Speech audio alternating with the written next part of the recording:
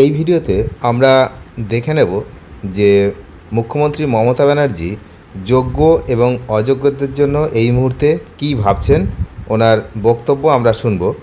একই সঙ্গে আমরা একটা জিনিস একটু জেনে নিই যে আজ সুপ্রিম কোর্টে এসএলএসটি সংক্রান্ত 3টি মামলা ছিল।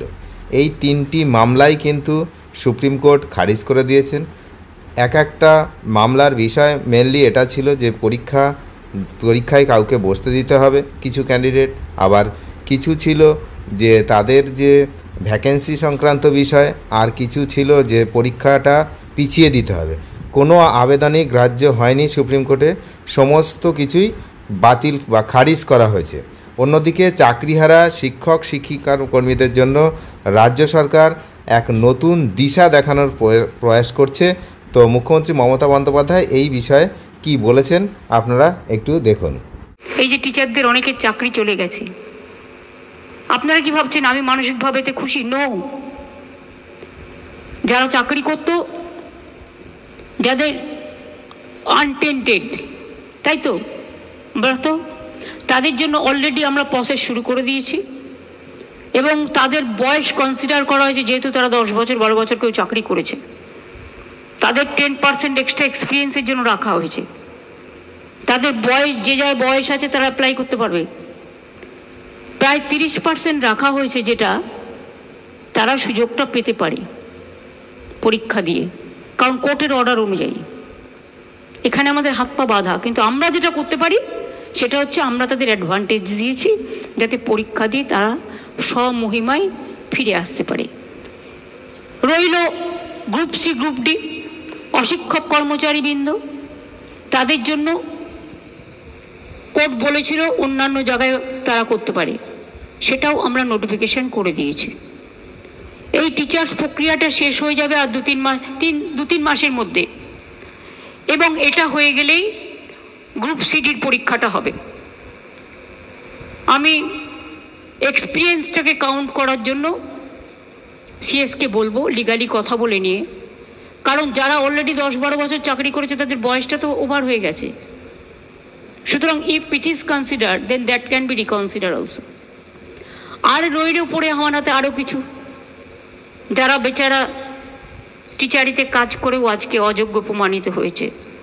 এটা আমি আইনের সাথে আলোচনা করছি, আইনত আলোচনা করে হয়তো টিচার তারা হতে পারবেন না কোর্টের নির্দেশ অনুযায়ী, কিন্তু তারা যাতে গ্রুপ সিতে পায় বা সেই রকম পর্যায়ে সেটা দিতে পারি কিনা আমরা, সেটা আইন যা বলবে আইনের সাথে কনসাল্ট করে খুব শীঘ্রই আমরা এটা জানাবো। আমি কাউকে হতাশ হতে বারণ করব, তার কারণ আমাদের সরকার হচ্ছে মানবিক সরকার এবং আমাদের দৃষ্টিভঙ্গি অলওয়েজ আমরা পলিটিক্যালি দেখি না, আমরা মানবিকভাবে দেখি।